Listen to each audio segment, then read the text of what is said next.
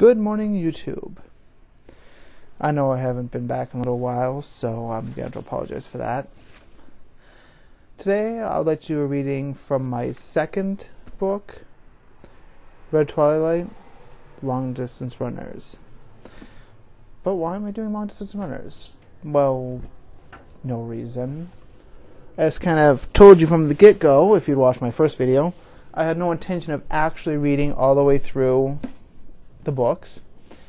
But, if I happen to get a couple of viewers who ask me to do so, I'd be happy to post a few extra chapters or whatever. But that just made me think, okay, well, Long Distance Runners today. I've also just started a new project, so I'm kind of slowing down a little bit on my videos. Not that I was moving that fast to begin with. So, yeah, I apologize for being gone for the last 3 weeks almost. I also had a little blurb about the blizzard, which was pretty cool, actually. So, I'm going to start reading from Sonata of the Everlasting, Prologue Part 1. Starts on page 15 of Long Distance Runners, just to make sure we're all on the same page here. I'm not going to do any, fancy editing this time just because I want to post this up right away. So, with no further ado, Sonata of the Everlasting, page 15. Marx awakens from his sleep. Images of the most powerful dream in his life burned into his brain.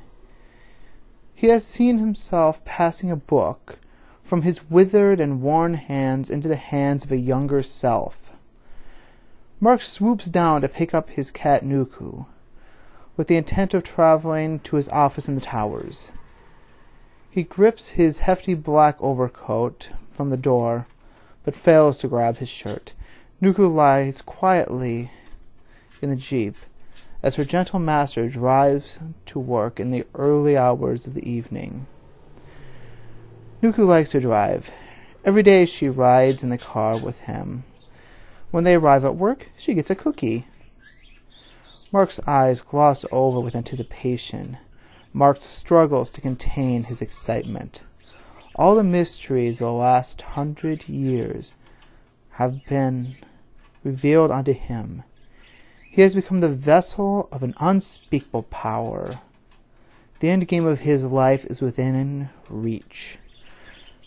Mark grips his cat firmly in his arms, like a child as he makes his way up the hundreds of steps to his office, with the vigor that might make a man in his 20s envious. He has the energy of a schoolboy, empowered by this dream. The way to his desk is lit almost solely by lone spotlights. All doors open in his wake. Nuku leaps from her keeper's arms to the spot on the table where she typically sits. She feels as if something is horribly amiss. We're here too early, she thinks. Where's the hairless man with my cookie? He meets us at the door every day. Mark slaps an empty notebook down on the table. But before he is done today, this one and maybe a dozen more will be filled. Marx lifts his pen high up over his head and dramatically strikes ink to paper. His teeth grind as his pen flies from corner to corner. His face takes on an almost wolf-like expression as he goes over the book. Diligent book. Digesting every line as he writes. His lip curls, and he cackles as the image he constructs starts to divine out before him. All the work of Mark's life have been adding up to this moment, this glorious moment.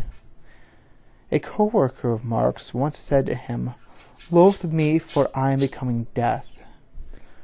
Marx is about to do the opposite. I will conquer death. I will rob the reaper of his power and the predator of his teeth. Like a composer demanding strength from the orchestra, he thrusts his arm to the side, throwing ink into the air, crossing the T's. Then again accenting the notes he wishes to remember. Finding he lacks the speed he needs to finish his calculations in a timely fashion, he employs a second pen to write in a second book, calling on the greatest of dexterity. All strife, all heartache, and every experience, good and bad alike, is needed to align in this one instance of triumph. His adulterous wife, his deceitful best friend, the words of a monk in a distant land, his failure to protect his daughter, and the absence of another. All these events give him passion to bleed out the poetry that must be his finest work. Like a painter, he lashes his pen. His liquid silver hair flows around his body like a typhoon. His hardy black jacket flutters like bat wings in the night. The pages of his book thunder a warlike chant as page upon page flashes by. Marx laughs in madness, throwing his first completed book aside to make room for more. The work must go on. The door remains locked long into the day. The lights remain off.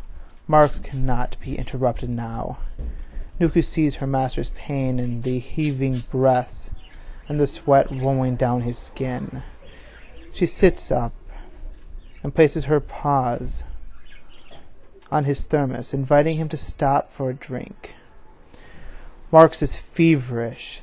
He struggles for air as he works maliciously. He must not stop, even at the cost of his very soul. His hands are cramped. His arms become numb with hunger. His veins grow dark. With nerves of steel and a heart of stone, he pushes against his own mortality to carry on. Light trails from his pen as he slashes them across his body. His eyes burn with intellect. Dugo pushes a plush mouse, with a bow wrapped around its waist to remind her owner that it is approaching dinner time. Marx falls to his knees and loses his strength. Focused to maintain his grip on his second pen, he throws his third and fourth books from the table and focuses with all his might on his fifth. Precipitation runs abounds from his face and hair. He slaps the table hard with one hand, and the old man forces himself upright. He has found the soul, the very essence of humanity, a piece of coding in our neurosis that hides that tiniest piece of our being that defines the difference between artificial intelligence and true intelligence. With this knowledge, he has become the master of destiny. His useless wife and her shallow ideas will be the first to see the truest extent of Marx Vegeta Karingson's near omnipotent might. Then the fair weather friend of his, that is her boy toy, the power will be their unmaking.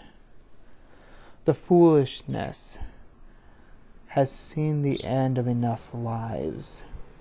The foolery will make them end. This foolery will mark the end of it all. When this work is finished, there will be no more sins, no revolutions beyond the limitations of physical experience. God damn it. This revolution beyond the limitations of physical existence will be the end of everything for him. No more death, no more hunger, no more sickness, Dr. Marx Karingson, will cure all the ailments of humanity with this strike of his pen. We will ascend, we will endure. Hark unto ye, the day of giving is upon us. The end of suffering is here, and all men will be with their brothers and their sisters, lovers and beloved. We will see the time of eternity as one mind. This is my last and finest gift to humanity. We need no gods or messiahs. Our saviors are ourselves, and the endless reaches of the mind and our own consciousness. Christ offered you eternal forgiveness. I offer you eternal life. Marx drops his pen, the last of his strength having left him. He lays his head on his desk and wraps Nuku in his arms. The slender black cat looks at him with a slight look of distaste and a hint of scolding in her eyes, but loving admiration follows. Quickly as she places her paws on his shoulders and rubs her nose to his ear, in her own act of forgiveness. What goodness and humanity is left in this cold and hardened vessel seems to have leaked away and found its way into this motherly feline. With the loss of his children, Marx has become more metal than man. The hardest part of his ascension has passed. Tomorrow the next phase begins. Till then, this old man can pray for the cleanliness of peace-giving sleep. Prologue Part 2, Call Me In, begins on page 19. Thank you very much. Have a good day.